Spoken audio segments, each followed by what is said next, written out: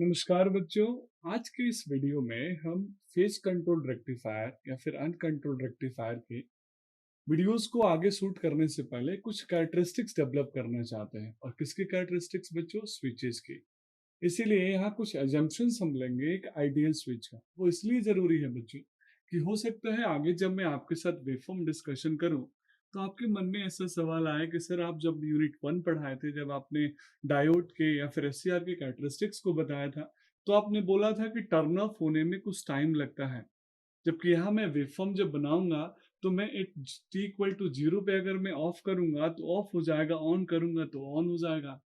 तो हो सकता है ये चीजें आपको एक्सेप्टेड नहीं लगे कि सर ये डिफरेंस कैसे क्रिएट हो रहा है। तो इसीलिए जब हम एक सर्किटरी डेवलप करते हैं, जब हम रेक्टिफायर को ऑपरेट करते हैं, जब हम वेवफॉर्म एनालिसिस करते हैं, तो कुछ एजम्पशंस लेते हैं।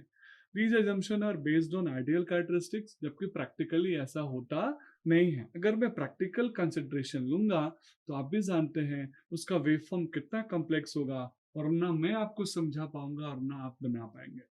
तो इसीलिए आइए इस सबसे इंपॉर्टेंट टॉपिक को यहाँ समझते हैं कि जब एक हम स्विच लेते हैं, चाहे वो अनकंट्रोल्ड हो या फुली कंट्रोल्ड स्विच हो, तो कौन कौन से एजम्पशंस हमें देखने पड़ते हैं।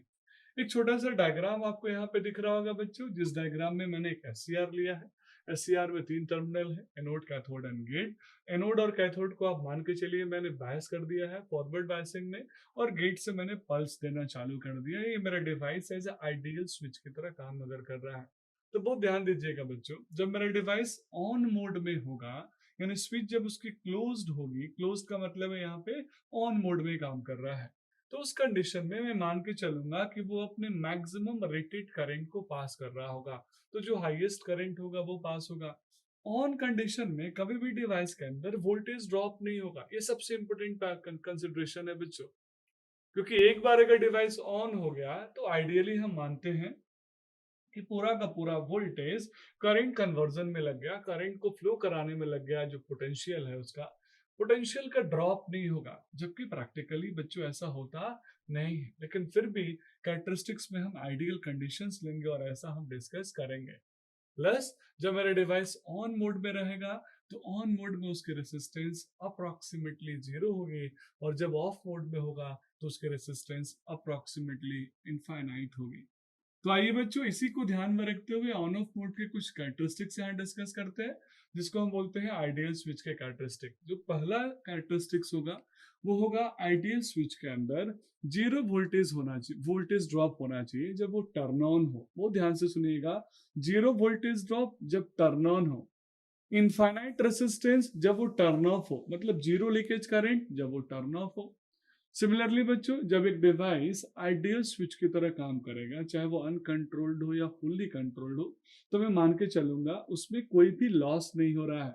चाहे वो एनोड कैथोड टर्मिनल के बेसिस पे लॉसेस हो या फिर वो उसके गेट टर्मिनल के करस्पॉन्डिंग डेवलप होने वाले लॉसेस हो, तो मैं उसको इग्नोर करूंगा कि इस डिवाइस के अंदर कोई भी लॉस होगा। देखिए, प्रैक्टिकली ऐसा तो नहीं होता, लेकिन मैं जब इसका एनालिसिस करूंगा तो मैं आइडियल कंडीशंस मानूंगा और या डेली में इसको मान के चलूंगा। प्लस जब हम एक फुल्ली या सेमी कंट्रोल्ड स्विच को फेज कंट्रोल रेक्टिफायर को ऑपरेट करेंगे, तो हम ऐसा मानेंगे कि इंस्टेंटेनियस स्विचिंग ऑपरेशन हो रहा है। इंस्टेंटेनियस मतलब मैंने टी इक्वल टू अल्फा पे अगर स्विच को ऑन किया तो अल्फा पे वो ऑन हो जाएगा, और अगर 30 डिग्री पे ऑन कर रहा हूं तो 30 डिग्री पे ऑन होगा, 31 डिग्री नहीं बच्चों। और वैसे ही अगर वो 60 डिग्री पे मैं टर्न ऑफ कर रहा हूं तो वो 60 डिग्री पे ऑफ होगा, 62 डिग्री पे ऑफ नहीं होगा, या 59 डिग्री पे ऑफ नहीं होगा। तो इस instantaneous turn on and instantaneous turn off हम इस कैरेक्टरिस्टिक्स में ऐड करते हैं, और इसीलिए इसका वेवफॉर्म बड़ा प्योर सा बनता है। जबकि प्रैक्टिकली अगर आप वेवफॉर्म देखेंगे तो थोड़ा सा डिस्टॉर्शन उसके अंदर डेवलप होगा। डिस्टॉर्शन के लिए हम बच्चों हार्मोनिकल एनालिसिस के लिए फिल्टर वगैरह लगा के रिमूव कर देते हैं। तो जब हम आइडियल सिचुएशन कंसिडर करेंगे बच्चों, तो हम मानेंगे कि मेरे इनपुट वोल्टेज के अंदर आइडियल कैरेक्टरिस्टिक्स होगी, कोई भी फ्लक्चुएशन या डिस्टॉर्शन नहीं होगा, तो मेरे डिवाइस यानी स्विच के अंदर भी कोई भी डिस्टर्बेंस या डिस्टॉर्शन क्रिएट नहीं होगा। सिमिलरली बच्चों, जब एक आइडियल फेज कंट्रोल रेक्टिफायर का हम यूज करते हैं, चर्चा करते हैं जो स्विच, तो उस कंडीशन में हमें ध्यान रखेंगे कि लोड का जो नेचर होगा वो प्योर होगा, यानी रेसिस्टिव होगी तो रेसिस्टिव, इंडक्टिव होगी प्योर इंडक्टिव, कैपेसिटिव होगी प्योर कैपेसिटिव। अदरवाइज मैं एग्जैक्ट जो कैरेक्टरिस्टिकल एनालिसिस है वो कर नहीं पाएंगे, वो डिफिकल्ट हो जाएगा करना। अब हम बात करते हैं बच्चों कंट्रोल सर्किट और पावर लोड सर्किट का। तो एक आइडियल स्विच में जब हम कंट्रोल और लोड सर्किट का एनालिसिस करेंगे तो हम मानेंगे दोनों के दोनों आइसोलेटेड होंगे, एक दूसरे से मिले नहीं होंगे। तो इस तरह के कुछ कंसिडरेशंस मैंने लिए हैं आइडियल स्विच के, और इन्हीं स्विचेस को हम आइडियली मान के अपने फेज कंट्रोल रेक्टिफायर को ड्रॉ करेंगे, उसके वेवफॉर्म को ड्रॉ करेंगे और उसके कैरेक्टरिस्टिकल एनालिसिस को कैलकुलेट करेंगे। That's all about this video. Thank you so much.